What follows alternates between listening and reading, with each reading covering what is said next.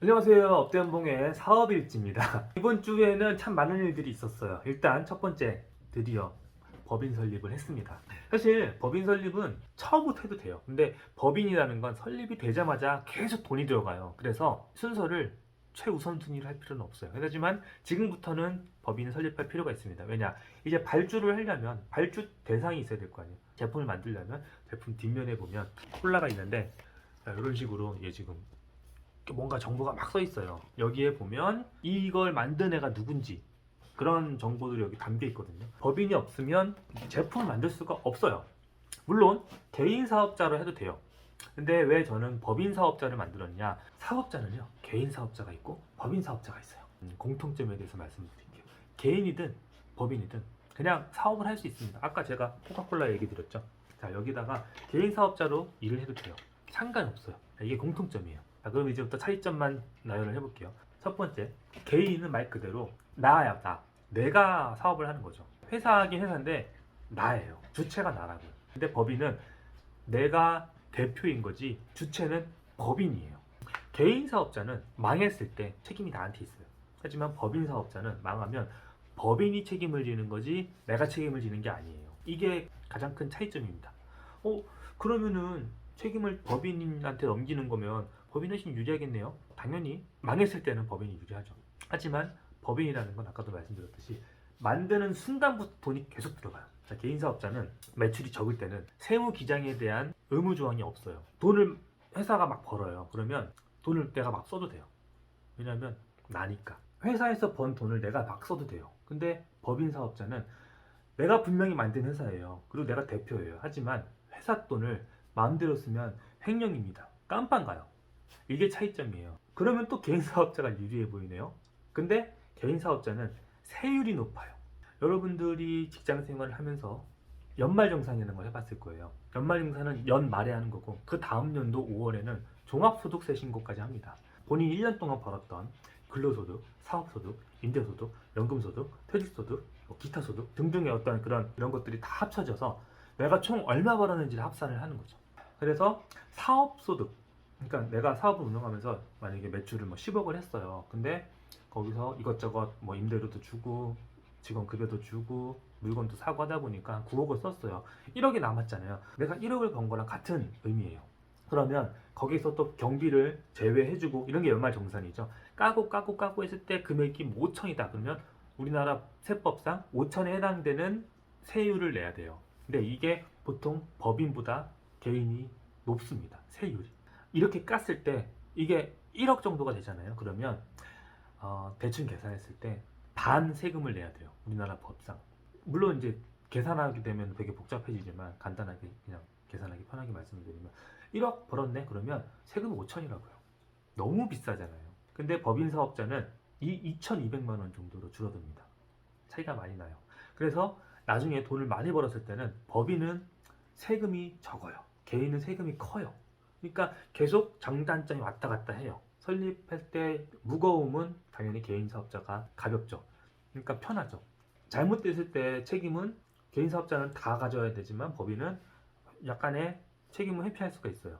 법인 사업자를 하겠다? 근데 나중에 돈을 잘 벌었더니 개인 사업자는 내 돈 막 솔직히 개인 사업자는요 사업자 통장에서 내가 막 백화점 가서 명품 질러도 상관이 없어요. 나니까. 근데 법인 카드로 백화점에서 명품백 사면요 깜빵 갑니다.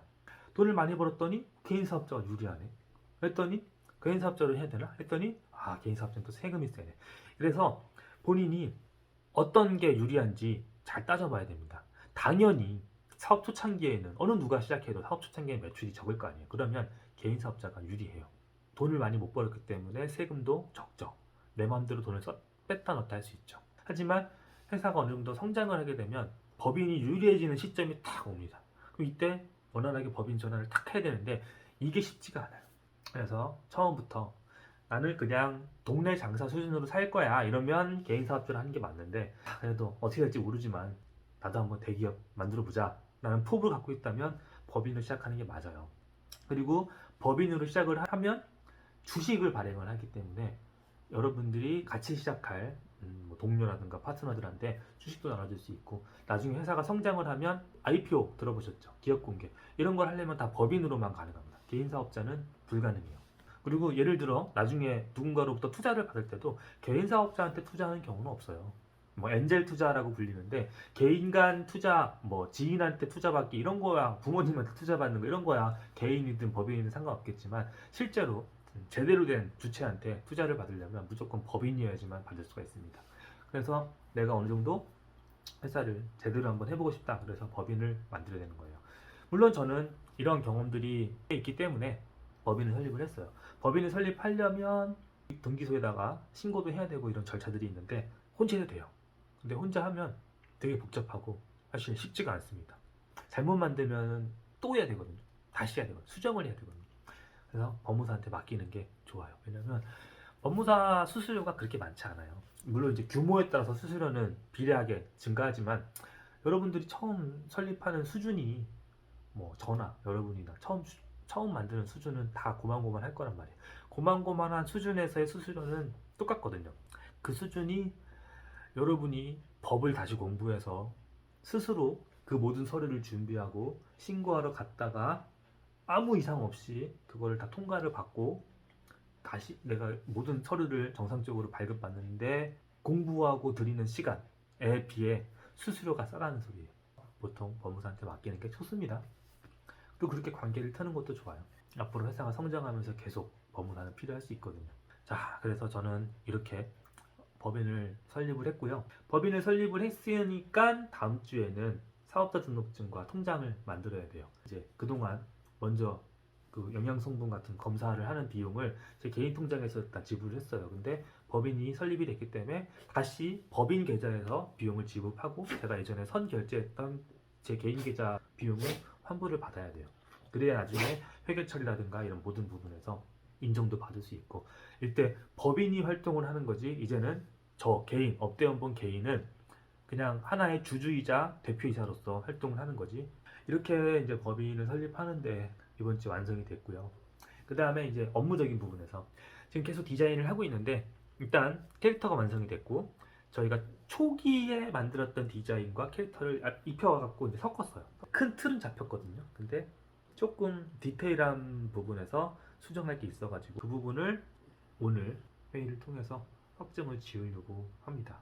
제품 이렇게 지금 샘플 나왔는데, 이거 틸딱 맞게 해가지고 그 레이아웃 정확하게 한 다음에 지금 나왔던 제품에서 색깔을 좀 디테일하게 잡아야 되니까 그런 부분들을 디자인하고 해가지고 확실하게 찍어서 펜톤이나 LED 색상 코드 저기를 했던 지금 생각하는데, 이번에다가 그거 넣어줘. 우리 밀키 보낸 색상하고 똑같이 해달라고 그래.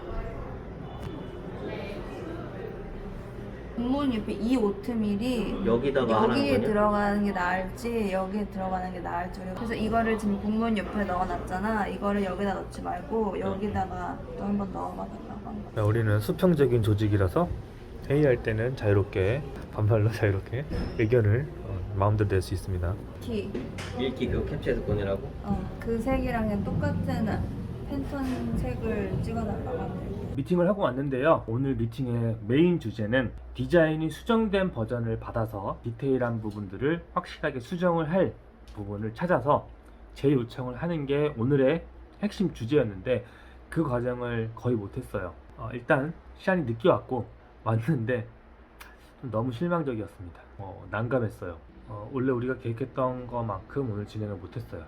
그 외에는 행정적인 업무들을 이제 체크를 했죠. 이제 사업자 나온 거 서로 다 공유했고, 앞으로 다음 주에 진행될 업무들 그런 거 다 피드백 서로 이제 공유했고, 저희 회사에 이제 전화번호라든가 이런 이제 기초적인 것들 있죠. 그런 것들도 이제 다 준비를 해야 되는데 다 세팅을 완료했습니다. 사실 오늘 핵심적인 부분들을 40% 정도밖에 진행을 못했어요. 일단 받기는 받았으니까 40% 우리가 원했던 결과물이 안 나왔어요.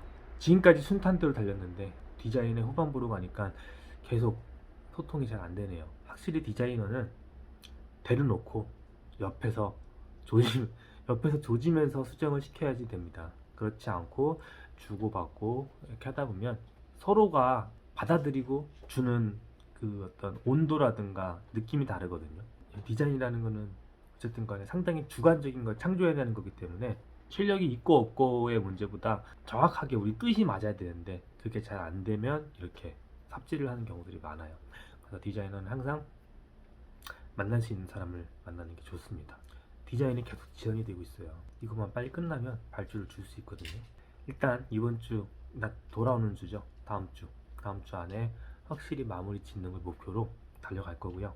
그것만 끝내면 사실 발주가 가능해요. 그러면 이제부터는 어떻게 팔 것이냐 이런 부분에 대해서 많은 고민을 하고 실제로 실행을 해야 되는 단계가 남아 있습니다. 일단 제가 사실 지금 너무 피곤해요. 그러면 다음 편에서 뵐게요. 안녕.